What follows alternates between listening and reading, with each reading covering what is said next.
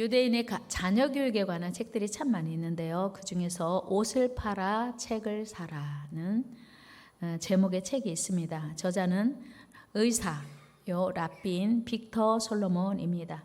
이 책에 그는 이렇게 책에 대한 말을 하고 있습니다. 책이 그대의 벗이 되게 하라. 책을 그대의 동반자로 삼아라. 서재를 그의 낙원으로 삼아라. 그 낙원에서 거닐어라. 그리하면 그대의 희망은 늘 신선하며 그대의 심령에는 기쁨이 흘러 넘치리라. 14세기의 저명한 유대인 계몽가 임마누엘은 그가 지은 책에서 이렇게 말합니다. 그대의 돈을 책을 사는데 써라.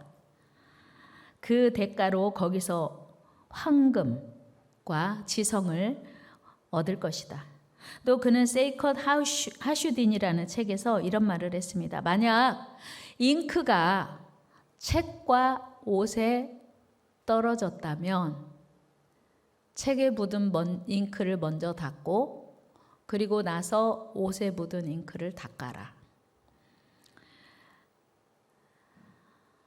그리고 책을 우리가 소장 사는 것은 읽기 위한 것이지 장식하기 위한 것은 아니다. 또한 책은 존경하는 마음으로 다루어야 한다라는 말도 했습니다. 이들은 모두 우리 한 인간의 내적 성장과 성숙에 있어서 책이, 독서가 얼마나 중요한지를 말하고 있습니다. 여러분, 여러분에게 있어서 책은 무엇입니까? 여러분은 책을 얼마나 소중히 여기십니까? 여러분에게 있어서 책은 몇 순위입니까? 책의 중요성, 독서의 중요성은 아무리 강조해도 지나치지 않습니다. 물론 그 중요성을 알고 있는 것과 실천하는 것은 다른 문제입니다. 여러분은 보통 중요한 일을 먼저 하십니까? 급한 일을 먼저 하십니까? 여러분 한번 생각해 보세요. 중요한 일을 먼저 해야 합니까? 급한 일을 먼저 해야 합니까? 실제로 중요한 일은 항상 우선적으로 하다 보면 급한 일이 적어지게 됩니다. 그러나 급한 일을 먼저 하다 보면 중요한 일을 놓치게 됩니다. 예를 들면 운동은 우리 모두에게 너무나 중요한 일입니다. 그러나 바쁘다고 귀찮다고 미루다 보면 나중에는 건강에 심각한 문제가 발생합니다. 그래서 응급 상황이 생길 수도 있습니다. 반대로 바빠도 우리에게 정말 중요한 운동을 매일매일 조금씩이라도 하다 보면 나도 모르게 어느새 건강이 증진이 되어서 급하게 병원 가야 하는 일이 줄어들게 됩니다. 운동뿐만 아니라 식단도 마찬가지예요. 내가 좋아하는 음식만 자꾸 먹다 보면 내 몸에 필요한 음식이 아니라 내 입이 좋아하는 음식을 먹게 되면 건강을 그르치게 될 수 있습니다. 학생들도 마찬가지죠. 평소에 공부를 열심히 하다 보면 시험날이 다가와도 벼락치기 공부할 일이 적어집니다. 그런데 평상시에 공부를 자꾸 미루고 하고 싶은 일을 하다 보면 시험날이 다가오면 급하게 벼락치기 공부를 할 수밖에 없습니다. 재정 문제도 마찬가지죠. 우리가 평상시에 소득이 적어도 조금씩이라도 저축을 하다 보면 응급 상황이 생길 때 이제 그 비축해둔 돈으로 사용할 수 있습니다. 그러나 쓰고 싶은 대로 하고 싶은 대로 마구 사용하다 보면 막상 중요한 일이 생길 때 쓸 돈이 없어지게 되는 거죠. 이런 원리는 우리의 신앙생활에도 그대로 적용해 볼 수 있습니다. 오늘 본문은 예수님께서 승천하시기 직전에 그의 사랑하시는 제자들에게 당부하신 말씀이에요. 사도행전 1장 4절 말씀 보면 예수님은 내게 들은 바 아버지께서 약속하신 것을 기다려라. 그러니까 1장 4절의 말씀의 방점은 예루살렘을 떠나지 말고 아버지가 약속하신 것을 기다려라 하는 것입니다. 그런가 하면 그 사도행전의 저자인 누가가 누가복음도 썼어요. 그래서 사도행전 시작하면서 데오빌로여 내가 먼저 쓴 글에는 누가복음을 가르치는 거죠. 누가복음 24장 49절에 이렇게 말씀하고 있어요. 같이 읽어요. 시작. 볼지어다 내가 내 아버지께서 약속하신 것을 너희에게 보내리니 너희는 위로부터 능력으로 입혀질 때까지 이 성에 머물라 하시니라. 아멘. 그러니까 위로부터 하나님께로부터 능력이 오기 전에는 이 성 예루살렘에 머물러야 한다라고 하는 걸 말씀하고 있는 것입니다. 그런가 하면 예수님께서 요한복음 15장 26절에서도 내가 아버지께로 가는데 너희에게 보낼 보혜사 성령이 있어. 그 성령, 진리의 성령이 오실 때 그 진리의 성령으로 이제 증언할 수 있다 말씀하신 거예요. 그러니까 이 모든 말씀을 통합해 보면 예수님께서 기다려라 말씀하신 그게 바로 성령 또는 성령의 능력임을 우리는 알게 됩니다. 사도행전 1장 8절에서도 다 아시죠? 같이 한번 해볼까요? 시작. 오직 성령이 너에게 임하시면 너희가 권능을 받고 예루살렘과 온 유대와 사마리아와 땅 끝까지 이르러 내 증인이 되리라 하시니라. 아멘. 여기에서도 예수님이 하신 말씀이 증인, 땅 끝까지 증인되라고 하시는 것 같은데 전제 조건이 뭐냐면 오직 성령이 너에게 임하시면, 그러니까 증인이 되기 전에 성령이 임해야 된다라고 하는 말씀을 예수님이 하시고 싶은 거예요. 여러분, 증인의 삶을 살기 위해서 가장 필요한 것이 성령의 능력임을 우리는 깨닫게 됩니다. 마치도 자동차가 움직이기 위해서 연료가 필요하죠. 요즘은 휘발유, 경유뿐만 아니라 요즘은 수소 또는 전기를 사용한 자동차도 있습니다. 어쨌든 자동차가 아무리 크고 좋아도 어떤 연료, 그 자동차에 필요한 연료를 채워져야 자동차가 움직일 수 있습니다. 그러니까 그 자동차에게 필요한 것은 그 자동차에 꼭 필요한 연료가 채워져야 움직일 수 있다는 것입니다. 그렇다면 우리 성도들에게 가장 필요하고 중요한 게 무엇일까요? 그건 바로 성령의 능력이라는 것입니다. 예수님의 제자들은 예수님께서 승천하신 후에 예수님의 분부대로 한 곳에 모여서 예수님께서 기다리라 하신 성령을 기다리며 열심히 기도했습니다. 사도행전 1장 14절 보면 시작. 여자들과 예수의 어머니 마리아와 예수의 아우들과 더불어 마음을 같이하여 오로지 기도에 힘쓰더라. 오로지 이들이 기다렸던 건 기도하면서 성령을 기다렸던 거예요. 그리고 드디어 오순절에 성령이 임했습니다. 사도행전 2장 1절 말씀 같이 읽어 시작. 오순절 날이 이미 이름에 그들이 다 같이 한 곳에 모였더니, 오순절 날이 되어서 다 같이 한 곳에 모였어요. 예수님은 십자가에 달려 죽으실 때가 유월절이 시작되는, 안식일이 시작되는 전날이었어요. 시작되는 날, 그날 밤에 이제 예수님이 십자가에 달려 죽으셨습니다. 그리고 3일 만에 부활하셨습니다. 그러니까 예수님이 십자가에 달려 죽으시고 금요일 날 저녁에 돌아가셨어요. 오후에. 금, 토, 일 3일 만에 부활하셨으니 예수님이 부활하신 날이 일요일, 오늘 우리가 안식일에 예배드리지 않고 일요일에 예배드리는 이유입니다. 또 하나는 예수님이 이제 부활하신 후에 40일을 제자들과 함께 사시고 유월절이 지난 50일 날이 오순절이었는데 예수님이 40일을 함께 사셨고 그리고 승천하신 후에 기다리라고 한 시간이 얼마였냐면 열흘이었습니다. 열흘 동안 제자들이 열심히 기도하면서 성령을 기다렸더니 성령이 임했어요. 언제? 오순절. 그러니까 오순절 날이 성령이 임한 날이고 오순절 날이 곧 일요일이었던 것입니다. 오늘 우리가 예배하는 주일이었던 거죠. 예수님은 분명히 제자들에게 예루살렘을 떠나지 말고 약속하신 성령을 기다리라 하셨고, 그들이 한 곳에 모여 기다렸더니 성령의 충만한 역사가 나타났습니다. 사도행전 2장 4절입니다. 같이 읽어요. 시작. 그들이 다 성령의 충만함을 받고 아멘. 성령 충만함 받았어요. 기다리다가. 그런데 성령이 충만하게 되니까 그 성령 충만함에 입은 제자들을 통해서 성령의 능력이 복음에 급속도로 확산되게 되었습니다. 여러분, 왜 우리 주님께서 증인이 되기 전에 성령이 임하기를 기다리라고 하셨을까요?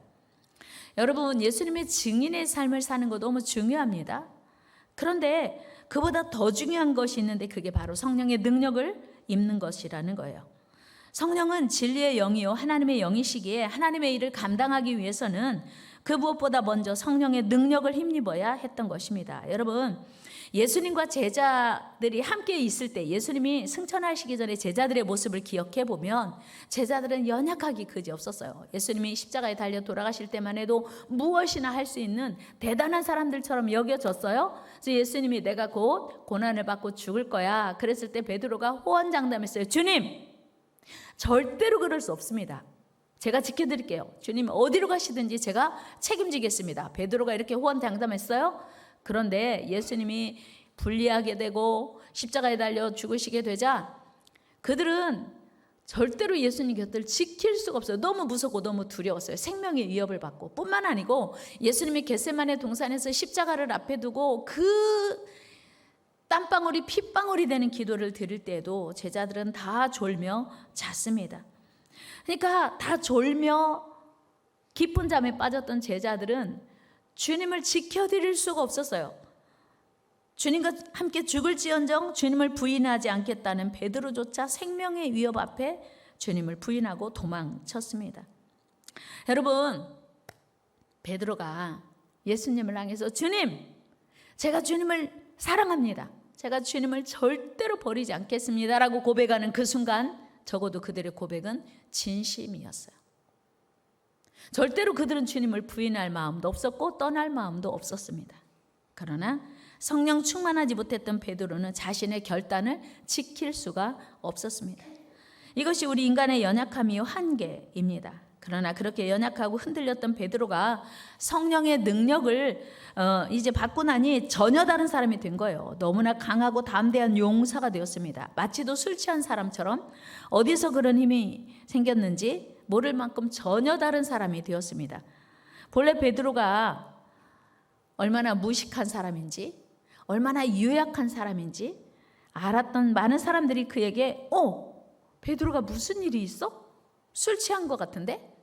여러분, 평상시에 얌전한 사람이 술 취하면요 갑자기 객기가 생겨가지고 큰 소리 치고 막 목소리도 톤이 올라가고 자신감이 생겨서 큰 소리도 잘 치거든요. 그러니까 그 베드로의 설교를 들었던 많은 주변에 있는 사람들이 옛날에 알고 있던 베드로가 전혀 아닌 거예요. 그래서 저들이 새 술에 취했다고 이야기합니다. 우리 사도행전 2장 13절 시작. 또 어떤 이들은 조롱하여 이를 때 그들이 새술에 취했다 그렇게 조롱했습니다. 그도 그럴 것이 힘없는 여자 종 앞에서도 나는 저 사람을 몰라. 나 예수가 누군지 나 몰라. 아주 강하게 부인했던 베드로임을 많은 사람들이 알고 있었어요. 그런데 이제는 많은 사람 앞에서 오히려 담대히 복음을 전하게 된 것입니다. 조금도 두려움 없이. 우리 사도행전 2장 14절 말씀 읽어요. 시작. 베드로가 11사도와 함께 서서 소리를 높여 이르되 유대인들과 예루살렘에 사는 모든 사람들아 이 일을 너희로 알게 할 것이니 내 말에 귀를 기울이라. 와, 이 베드로가 그 베드로인 것 같아요? 전혀 다른 사람 같잖아요. 예수님을 모른다고 여자아이 앞에서도 부인했던 그 베드로가 예수님을 증거해? 다른 사람이 된 거예요. 어떻게 된 거야? 뿐만 아니고 이제 베드로의 설교를 들은 많은 사람, 베드로가 이런 설교도 했어요. 2장 38절 말씀 같이 한번 읽어 시작. 베드로가 이르되 너희가 회개하여 각각 예수 그리스도의 이름으로 세례를 받고 죄 사함을 받으라. 그리하면 성령을 선물로 받으리니. 여러분이 죽인 예수가 그리스도십니다. 하나님의 아들이십니다. 이렇게 담대하게 말하니까 와, 저 베드로가 그 베드로 맞아?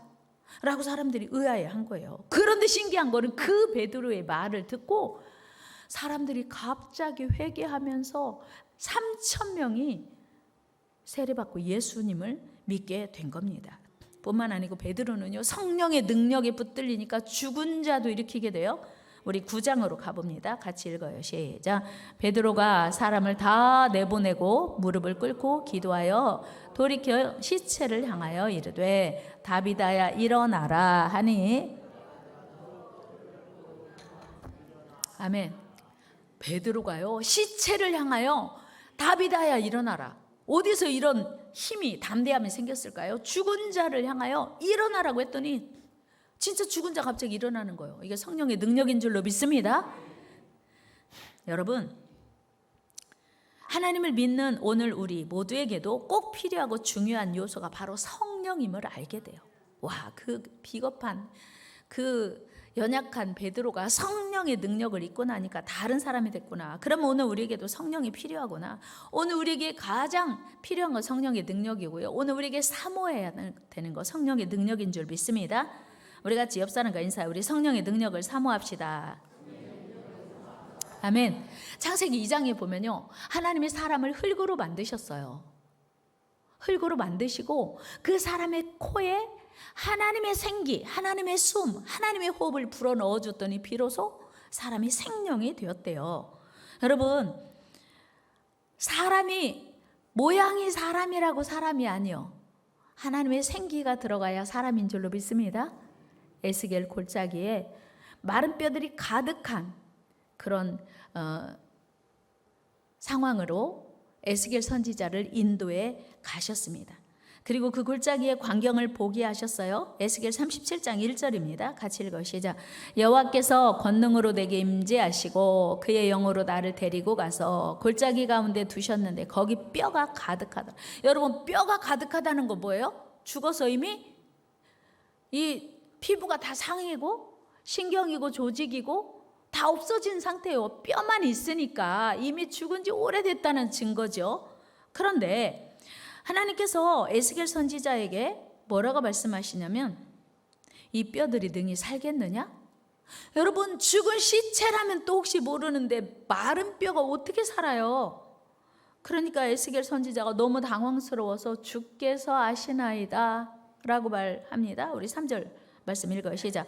그가 내게 이르시되 인자야, 이 뼈들이 능히 살 수 있겠느냐 하시기로 내가 대답하되 주 여호와여, 주께서 아시나이다. 에스겔이 얼마나 두려웠겠어요.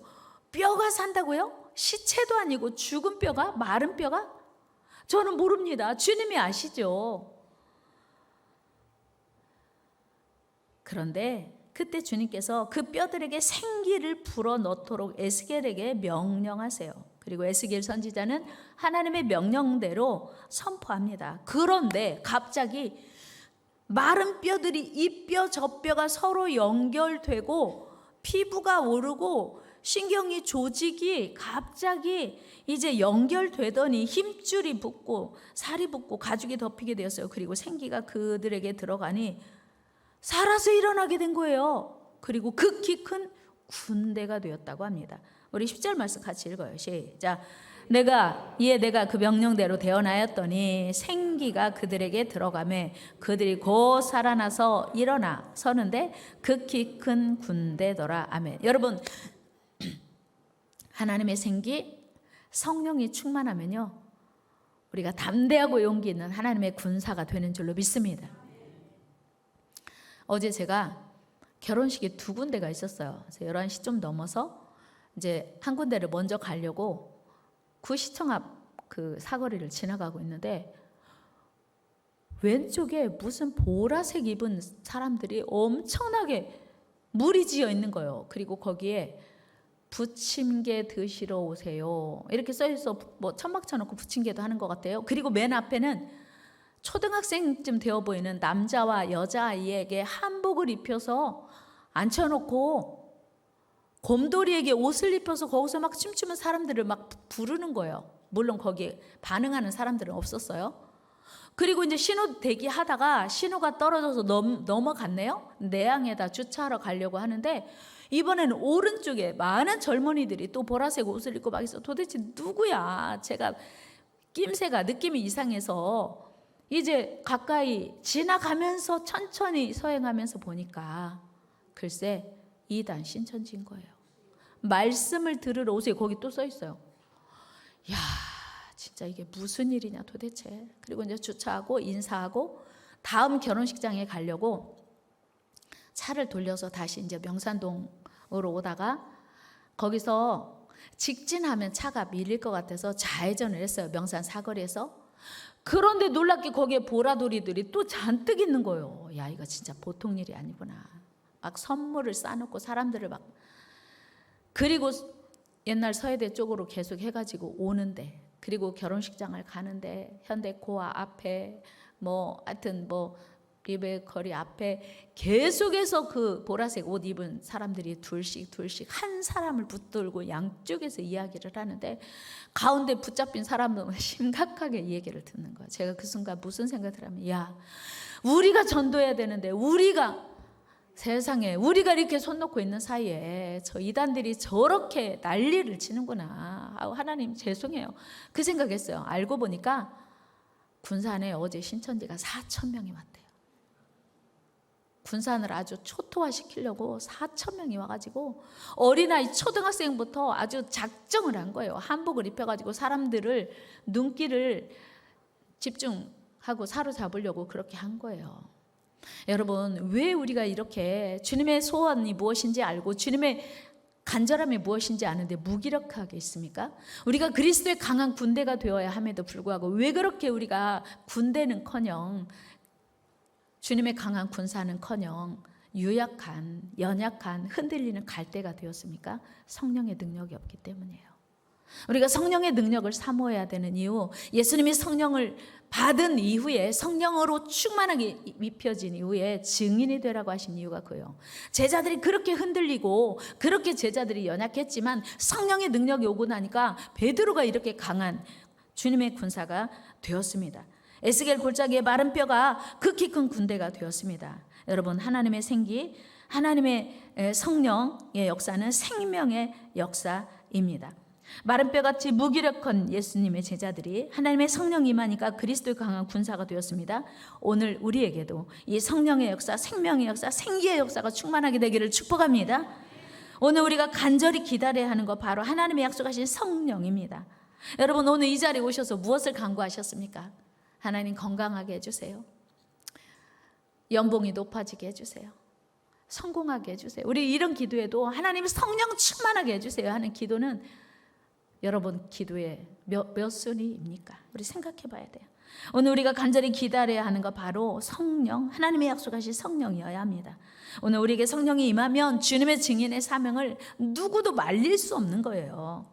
감당할 수 없는 그런 담대함과 용기가 생겨서 귀한 사명을 감당할 수 있게 되는 것입니다. 이스라엘의 위대한 지도자 모세 역시 미디안 광야에서 냄새나는 연로한 목자일 뿐이었습니다. 그는 과거 한때 이스라엘 민족을 구원할 꿈을 가지고 있었습니다. 그러나 그의 꿈은 그의 젊은 혈기로 산산조각 나고 말았습니다. 그는 미디안 광야로 쫓겨나 이제 장인 이드로의 양머리를 치면서 살아온 지 언 40년. 이제 그에게 남은 것은 이스라엘 구원할 꿈도 비전도 아닙니다. 자신의 남은 삶을 그저 그렇게 양떼를 지키며 사는 목자의 삶을 사는 것 외에는 그 어떤 꿈도 꿀 수 없었습니다. 그러나 그가 어느 날 활활 타오르는 시내산의 떨기나무에 불꽃을 본 거예요. 야, 이상하다. 떨기나무는요, 이스라엘 나라 광야 어디서나 볼 수 있는 완전 말라빠진 잎사귀도 없는 가시만 앙상하게 돋친 그 나무예요. 그런데 여러분, 떨기나무에 불이 붙으면 몇 분이면 족합니다. 그런데 그 불이 꺼지지 않는 거예요. 도대체 무슨 일이야? 어떻게 됐어?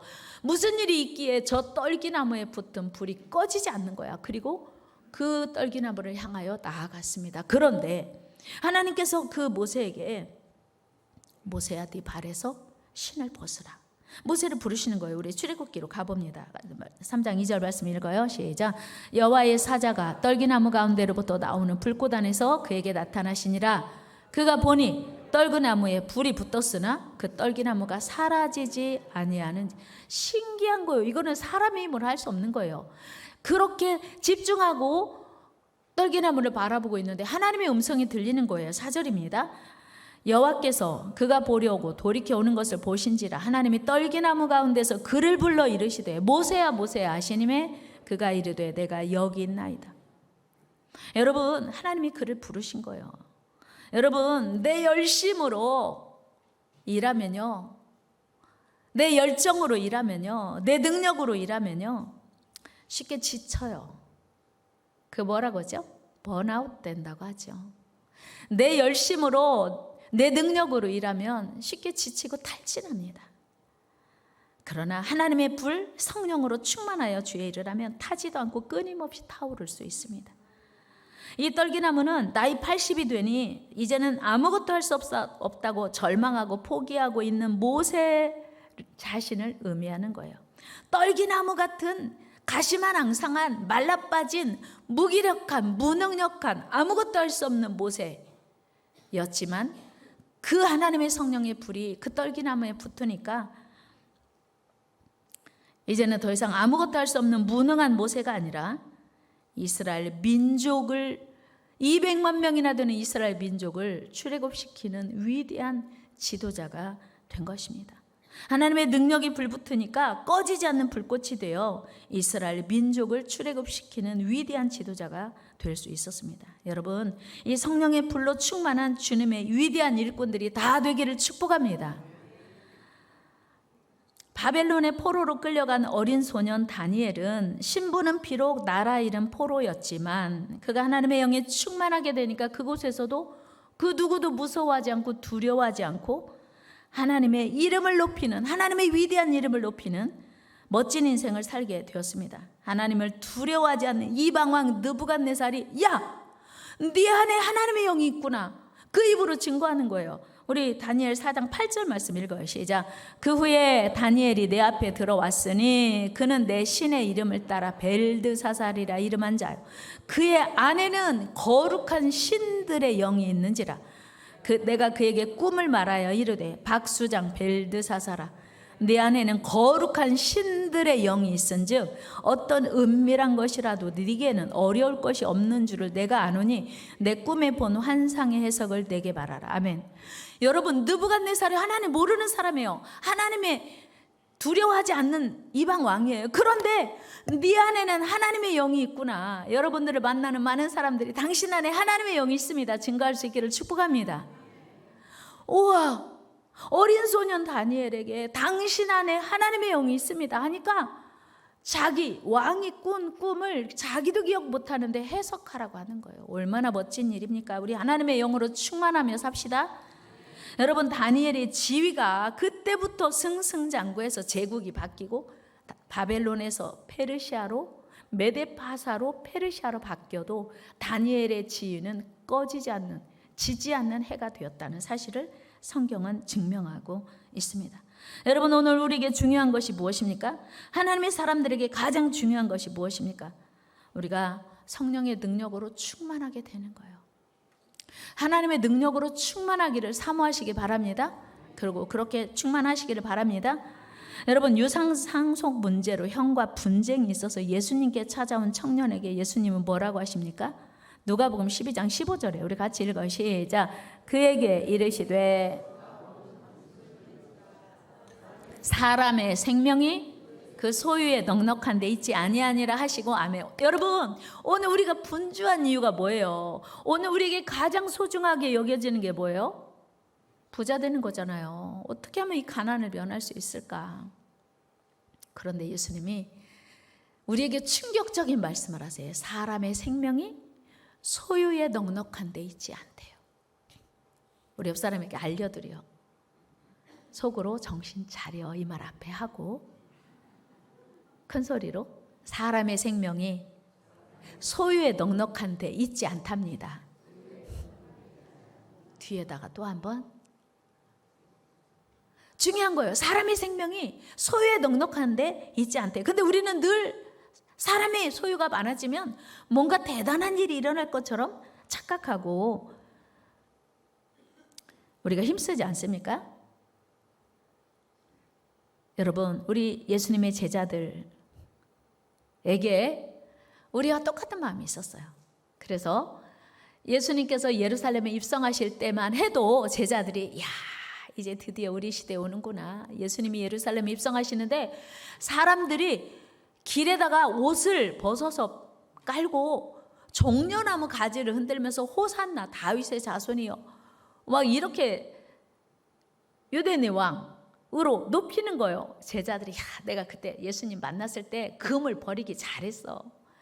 내가 예수님 따르기 위해서 배도 버렸는데 가족도 버렸는데 잘했구나. 드디어 이제 예수님이 예루살렘에 입성하셔서 이스라엘을 이제 통일시키시면, 독립시키시면 나는 뭐가 될까? 막 기쁨과 기대가 가득 차 있었어요. 이들의 관심은 오직 사람의 일이었기 때문이었죠. 그때 예수님이 제자들에게 이런 말씀하시는 거예요. 우리 사도행전 1장 3절 한번 말씀 읽으시자. 그가 고난받으신 후에 또한 그들에게 확실한 많은 증거로 친히 살아계심을 나타내사 40일 동안 그들에게 보이시며 하나님 나라의 일을 말씀하시니라. 아멘. 하나님은 계속, 예수님은 계속 하나님 나라 일을 말씀하셨어요. 제자들 마음속에는 계속 세상의 일이 관심이었어요. 차원이 다른 거, 수준이 다른 거예요. 우리 하나님과 수준을 맞춥시다. 하나님과 수준을 맞춥시다. 하나님과 수준이 맞아야 하나님과 대화가 되는 거예요. 하나님의 은혜가 우리에게 임하는 겁니다. 여러분, 우리는 하나님 나라 일을 맡은 하나님의 사람들입니다. 하나님의 일을 잘하기 위해서는 성령을 기다리고 성령으로 충만하게 채워져야 돼요. 하나님 나라 일은 힘으로 하는 게 아니에요. 권력으로 하는 게 아니에요. 열정으로 하는 게 아닙니다. 내 열정으로 할 수 없어요. 하나님 나라 일은 미국 대통령이라도 할 수 없어요. 아무리 재벌이라도 하나님 나라 일을 할 수 없습니다. 하나님 나라 일은 오직 성령으로만 할 수 있습니다. 성령으로 충만해진 베드로는 이후에 로마에까지 가서 복음을 전하다가 순교했다고 합니다. 성령을 받기 전 베드로에는 결코 기대할 수 없고 상상할 수 없는 놀라운 일이었지요. 사도 바울 역시 성령 충만한 이후에 제1차 전도 여행을 통해서 제2차 전도 여행을 통해서 이제 복음이 우리에게까지 이어지도록 열정을 다해서 최선을 다해서 복음을 전했습니다. 그리고 마침내 제3차로 로마에까지 가서 복음을 전하게 되었습니다. 주님의 신실한 종이 될 수 있던 유일한 근거는 그가 성령 충만했기 때문입니다. 말세를 살아가는 우리에게 하나님은 오늘도 약속하십니다. 내가 성령을 너희 모두에게 부어줄 거야. 우리 요엘서 2장 28절 29절 읽어요. 시작. 그 후에 내가 내 영을 만민에게 부어주리니 너희 자녀들이 장래일을 말할 것이며 너희 늙은이는 꿈을 꾸며 너희 젊은이는 이상을 볼 것이며 그때 내가 또 내 영을 남종과 여종에게 부어줄 것이며. 아멘. 하나님의 영을 부어준대요. 하나님의 영으로 충만해야 됩니다. 하나님의 영이 충만해야 하나님의 사람입니다. 다 같이 하나님의 사람은 하나님의 영이 충만할 때 비로소 가능합니다. 믿습니까? 하나님의 사람은요, 하나님의 영이 충만하지 않으면 하나님의 사람이라고 말할 수가 없어요. 여러분, 교회가 건물이 아닌 것처럼 말입니다. 교회가 건물이 얼마나 크냐 마냐 중요한 거 아니에요. 사람이 얼마나 많으냐 적으냐가 중요한 게 아닙니다. 여러분, 먼저는 하나님 앞에 바로 서고 성령으로 무장해야 돼요. 그 사람이 키가 얼마나 크고 힘이 세냐, 나이가 젊으냐 늙으냐보다 더 중요한 건 그 사람 안에 얼마나 성령이 충만한가예요. 그래서 초대 예루살렘 교회 일꾼을 세우는 기준이 무엇이었습니까? 그것은 바로 성령이 충만한가? 지혜가 충만한가요? 땅의 지혜 꽤 말고 하늘의 지혜. 사도행전 6장 3절 말씀 읽어요. 시작. 형제들아, 너희 가운데서 성령과 지혜가 충만하여 칭찬받는 사람 7을 택하라. 우리가 이 일을 그들에게 맡기고. 아멘. 성령 받지 않으면 하나님의 일꾼이 될 수가 없습니다. 성령 충만하지 않으면 그 누구라도 아무리 예수를 오래 믿어도 하나님의 일꾼이 될 수 없는 거예요. 우리 성령 충만합시다. 성령 충만합시다. 성령이 충만해야 성령으로 일할 수 있고 지치지 않고 일할 수 있고 변하지 않고 일할 수 있는 거예요. 우리 모두 성령 충만하여 하나님의 뜻을 알고 행하는 하나님의 신실한 종들이 다 되는 저와 여러분 되기를 축복합니다. 하나님 감사합니다. 성령 충만을 기다리라, 사모하여라 또 주신다 하셨사오니 그 성령 충만 기다리며 성령 충만한 주님의 일꾼 되게 하여 주시옵소서. 예수님의 이름으로 기도하옵나이다. 아멘.